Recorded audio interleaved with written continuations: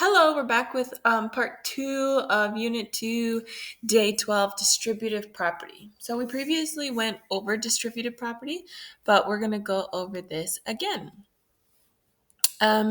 We use the distributive property and by basically multiplying. And I've mentioned in my classes that we use multiplication rainbows.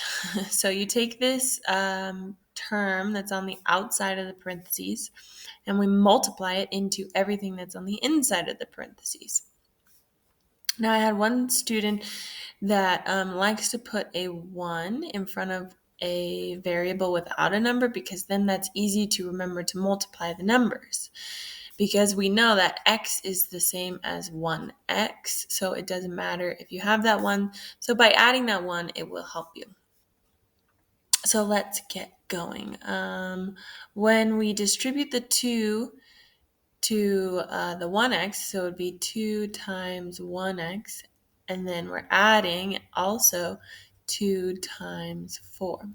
So 2 times 1x is 2x plus 2 times 4, which is 8.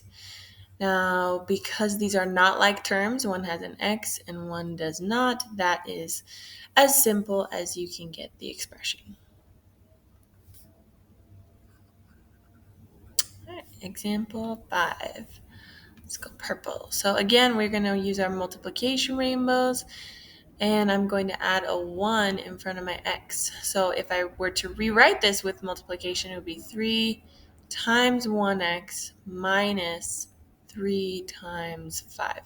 Do you need to write this step?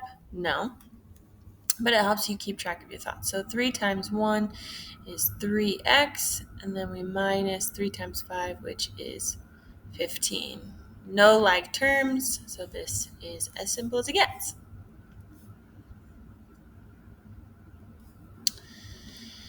All right, example 6. Again, multiplication rainbows. 5 times x is 5x, and then we're adding 5 times 3, which is 15. And that is as simple as it gets. All right, now we're going to complicate it a little bit. Over here, we have the term 6, negative 4, and then in our parentheses, 3x plus 7. Now, a lot of people, their first reaction is to do 6 minus 4 because that comes first. That would not be correct because we still have to follow PEMDAS. Parentheses, exponents, multiplication, division, addition, subtraction. Parentheses, 3x plus 7. Can we simplify that? No. Exponents, no. Multiplication, remember, this 4 attached to the parentheses is multiplication. So this entire term, negative 4, is going to be multiplied into both of the terms inside the parentheses. So if we were to rewrite it, it would be 6, and then negative 4 times 3x would be negative 12x. Actually, I'm going to rewrite it all out.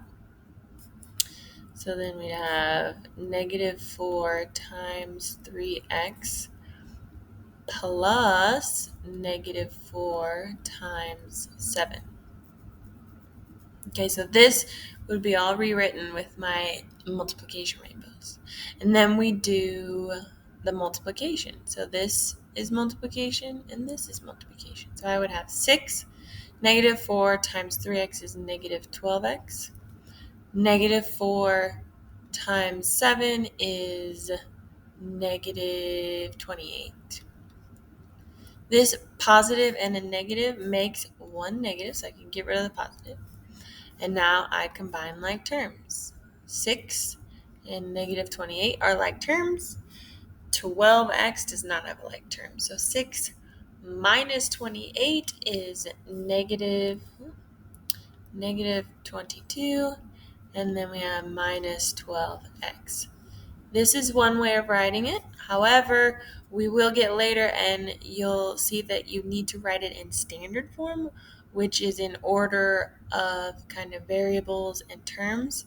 And so we always write the variables first and the ones without any variables second. So this would be the proper form of the expression. But we'll get into that more later. Okay, let's keep going. So now, this one's a little bit easier because our multiplication comes out front. So that negative p is just going to kind of hang around. So 4 times 4 is 16, and then we also have p. 4 times negative 10 is negative 40, and then we bring that negative p down. Now we combine like terms, 16p and negative p. Remember, whenever you have a variable, it's always 1, whatever the variable is. So in this case, 1p.